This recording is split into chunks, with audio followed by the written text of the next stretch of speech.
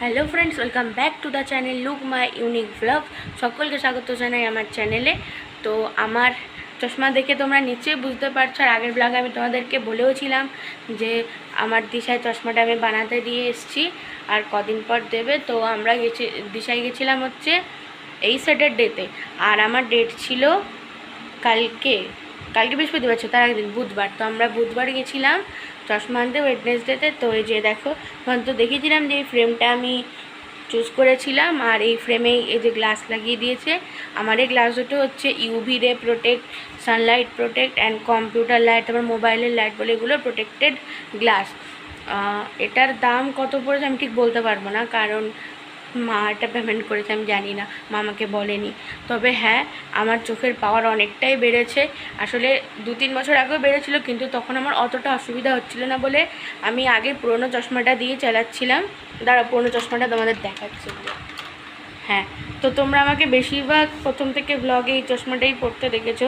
তো চশমার গ্লাসটা দেখে তোমরা নিশ্চয়ই বুঝতে পারছো যে গ্লাসটার অবস্থা কীরকম হয়ে গেছিলো। এ দেখো, পুরো একদম ব্লার হয়ে গেছিলো, স্ক্র্যাচ পড়ে গেছিলো। তবু আমি অসুবিধা হচ্ছে না করে চালিয়ে দিয়েছিলাম, কিন্তু মা বললো না, এভাবে চলতে থাকলে তুই যে চোখে প্রেশার দিয়ে দেখছিস এই গ্লাস দিয়ে তোর চোখের পাওয়ার আরও বেড়ে যাবে। তো সেটাই হয়েছে, আমার চোখের পাওয়ার অনেক বেড়ে গেছে। আগে কিন্তু ছোটোবেলায় না আমার দু চোখের পাওয়ারই সেম ছিল, কিন্তু রিসেন্ট যখন আমার এই চশমাটা আবার বানিয়েছিলাম তখন মানে রাইট আইয়ের পাওয়ার একটু কম আর লেফট আইয়ের পাওয়ারটা একটু বেশি হয়ে গেছিলো। তো এবারেও তাই হয়েছে, আমার রাইট আইয়ের পাওয়ার -1.00 ইনক্রিজ হয়েছে, মানে এখন হচ্ছে 5.75 এরকম সামথিং কিছু আমি দেখলাম, নাকি 6.50 এরকম দেখলাম সামথিং আমার পাওয়ার বেড়েছে। রাইট আইয়ে 6 পয়েন্ট সামথিং, আর লেফট আইয়ে হচ্ছে 0.75 এরকম কিছু বেড়েছে, 0.75। তো লেফট আইয়ের পাওয়ার হচ্ছে -7.50 সামথিং, রাইট আইয়ে 6.75 আর এই চোখে 7.50। মানে বুঝতেই পারছো কতটা পাওয়ার ইনক্রিজ হয়েছে আর পাওয়ার বেড়েছে। আর ডক্টর বলেছে একদম ডিজিটাল ডিভাইসের থেকে দূরে থাকতে, মানে মোবাইল, কম্পিউটার, ল্যাপটপ। কিন্তু কী করবো বলো, এখন তো মোবাইল ছাড়া পড়াশোনাই হয় না। কলেজের যা কিছু সমস্ত পড়াশোনা পাঠায় হচ্ছে মোবাইলেই, পড়াশোনা সব কিছু। কিন্তু তবুও সত্যি কথা বলতে কলেজ ছাড়া আমি একটু বেশি মোবাইলে কার্টুন দেখি, কারণ আমার কার্টুন দেখতে ভীষণই ভালো লাগে। মোবাইলটা মিসইউজও হয় প্রচুর, মানে কার্টুন দেখাতে আমি প্রচুর কার্টুন দেখতে ভালোবাসি। তো মাঝে মাঝে কার্টুন দেখি, কিন্তু মা এখন বকছে আমাকে, বলছে না দেখ, তোকে তো তোর ভালোটা বুঝতে হবে, তাই না? তো সেই জন্য আমি একদম যেদিন থেকে চশমাটা দিয়েছে না, ওনারা বলে দিয়েছিলাম, সেদিন থেকে চেষ্টা করেছি এখনও পর্যন্ত এই কটা দিনে আমি মনে হয় কার্টুনই দেখিনি। ইউটিউবই খুলিনি আমি। হ্যাঁ, ইউটিউব খুলেছিলাম দরকার একটু শোনার জন্য, কারণ একদম সামনেই আমার এক্সাম চলে আসছে। আই থিঙ্ক জুনের 9 তারিখ থেকে হয়তো আমাদের এক্সাম দিয়ে দেবে। তো সেই জন্য এখন একটু পড়াশোনা করতেই হচ্ছে। আর যেটা বলছিলাম, হ্যাঁ, আমি চেষ্টা করছি যে ইউটিউব থেকে একটু দূরে থাকার। হ্যাঁ, দেখবো না, কারণ মা বলছে দেখবে না, কারণ এন্টারটেনমেন্ট সবার অবশ্যই প্রয়োজন। দেখে যাই বা টাইম পেলেই দেখতে বসে যাওয়া চোখে ট্রেস দিয়ে, সেটা ঠিক না। কারণ যেহেতু আমি ব্লগিং করি, আমাকে এডিটিং করতেও কিছুটা টাইম দিতে হয়, সেই সময় মোবাইল দেখতে হয় তখন, বা ব্লগিং করছি এখন সেই টাইমে। তো সেই জন্য মা বলছে হ্যাঁ, যখন কাজে লাগবে তুমি তখন ইউজ করো, কিন্তু একটার পর একটা 2-3 ঘন্টা কার্টুন দেখে যা, সেটা তো চোখের পক্ষে একেবারেই ভালো না। আর যেভাবে আর আমার না সবসময় লেফট আইয়ের পাওয়ারটা সবসময় বেশি ছিল, আগেরবার থেকেই লেফট আইয়ের পাওয়ারটা বেশি ছিল, আর লেফট আইয়ের চোখের প্রেশারও বেশি।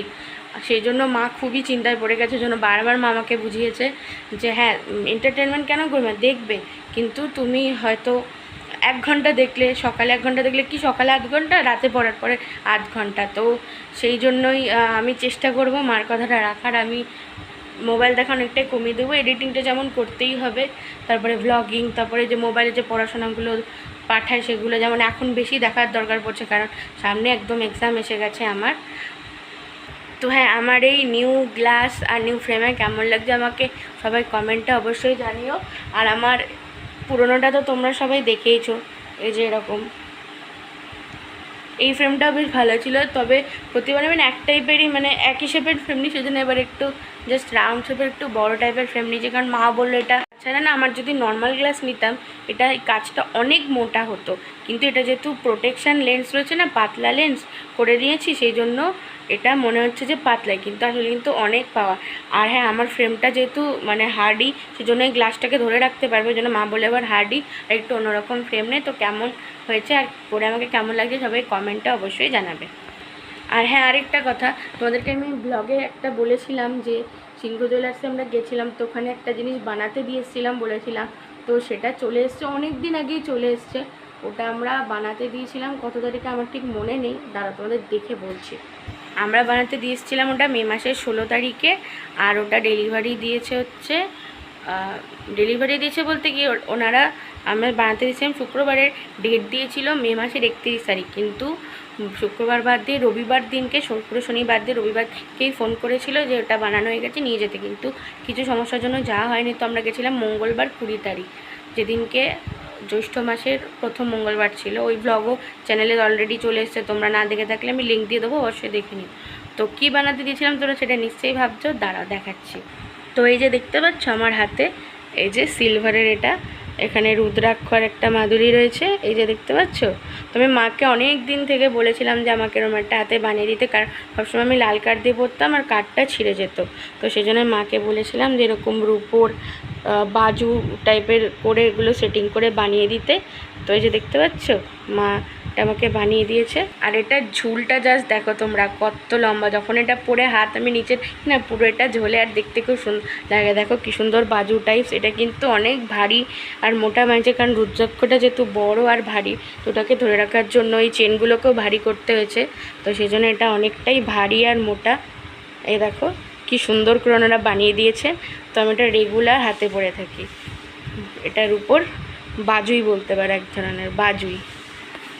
তো তোমরা দেখে নিলে যে কি অর্ডার দেওয়া ছিল আর কি বানিয়েছি, আমি পরেও ফেলেছি। আর এই লকেটটা তো তোমাদের আমি আগেও দেখিয়েছিলাম ব্লগে, তো এই জন্যই আজকের ব্লগটা করা।